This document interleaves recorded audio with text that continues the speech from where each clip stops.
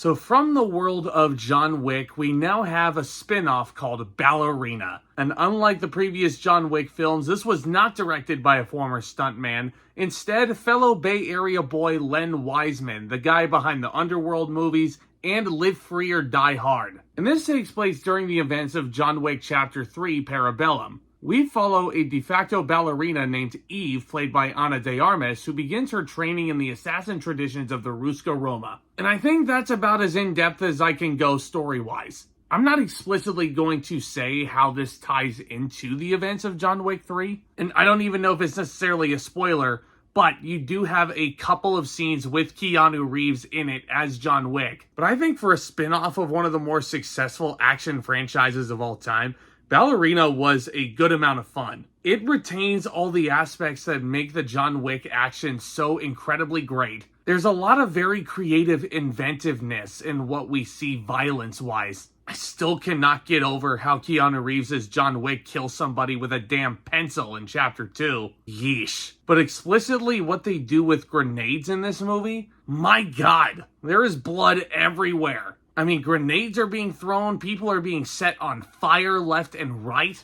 Like, if you are an action movie junkie, Ballerina is probably one of the hottest summer tickets for you. And I'm sure stans of Ana de Armas will be flocking to the theaters to see her in this, and she is a badass. With a very tragic backstory revolving around the murder of her father at a very young age, which is part of the reason why she trains to be an assassin. And you really get behind her character, and you want to see vindication for her path of vengeance. And I've loved Ana de Armas for a long time. Ever since I saw her in Knives Out a few years back, I knew she was going to be a huge name in Hollywood. I think this is just another really great notch in her belt. All the acting is really great in this. You somehow have a couple of scenes involving the late great Lance Reddick, and it's a really good posthumous appearance here. Actually, I do know how. This movie actually went through a lot of reshoots. So I'm sure a lot of Reddick's scenes were shot before his untimely passing in 2023. But I thought for the minimal time we saw him, he was really great. As is the case with Keanu Reeves, who once again I feel like embodies John Wick the best.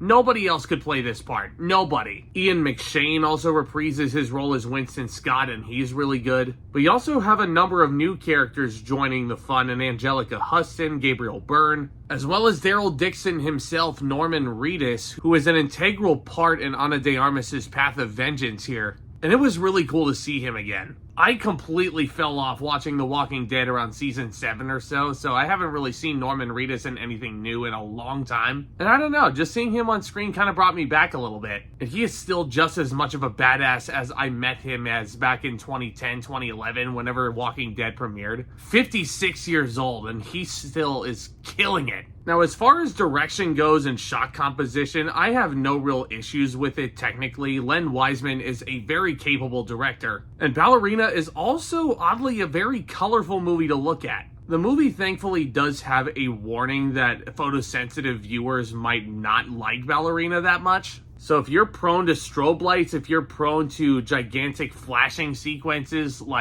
yeah, this is probably not the movie for you. Better safe than sorry. My main issue with this movie, I feel like, does come down to the final edit. And you can tell that this movie was kind of in the development bin for quite some time.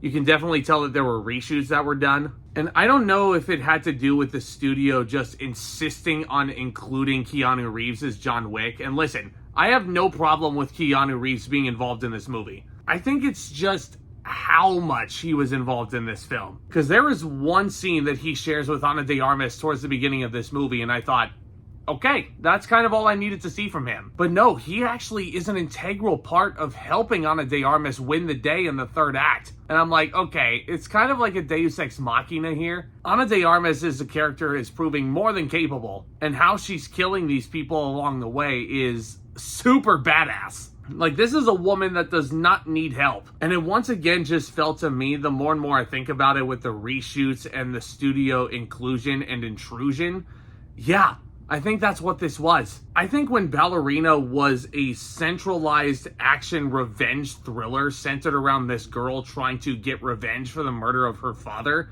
yeah, I think when it works in its simplest form, that's when Ballerina could be at its best. But I have the same problem when Karate Kid Legends came out last week. It's like, oh shit, the studio remembered that this is set in the John Wick lore, and they're like, okay, let's throw Keanu Reeves in there. I don't care how much we're paying him. Let's just put him in the movie. I don't care. It was weird. That's what it felt like to me. Like, I love you, Keanu. This is not his call. But if you took him out of the movie, I think Ballerina is considerably better, and oddly enough, might have been one of 2025's best. Because the story was so centralized and it was so contained. But the fact that it chose to include the namesake of this franchise for so much of the film, it kind of bogged it down for me. Which is odd because I love Keanu. I just didn't need John Wick in this movie. But does this make Ballerina a bad movie? Of course not. Ballerina is a good chock full of fun. Again, if you are an action movie junkie, if you are obsessed with this genre, you will love the action sequences in this film. I will admit that there's one action set piece that isn't explicitly shown on camera. You just kind of see the end results of said action sequence. And that's kind of the fault of the editing. I kind of wish I saw that. But the stuff that Len Wiseman, the director, and the cinematographers choose to show you, oh, it's badass. And again, I think if you like these John Wick movies, if you like badass chicks just mowing people down, this is probably going to be a real load of fun for you. I'm going to give Ballerina a B. I don't know, B stands for ballerina, I guess. Did it seem fated to get that grade from me? I don't know. Well, let me know what you thought. Do you guys think that this is the best spin-off you've ever seen?